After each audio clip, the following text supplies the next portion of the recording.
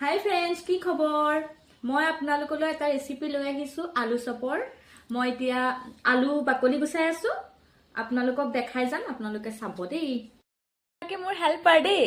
হাই এতিয়া আপোনালোকে চাই যাব মামীয়ে কেনেকৈ বইল কৰা আলুখিনিত মই জিৰা মছলা দিছো, তাৰ পাছত এয়া মিট মছলা,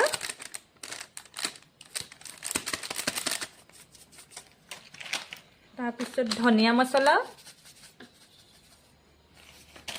এইয়া ৰেড চিলি,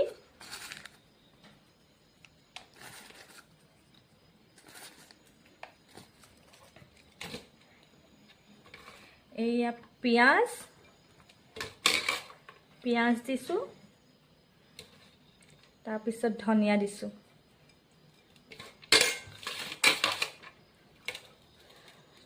সানি লৈছো, সানি পেলাই ইয়াতে বিস্কুটৰ গুড়ি, এয়া বিস্কুটৰ গুড়ি, তাৰপা এয়া বেচন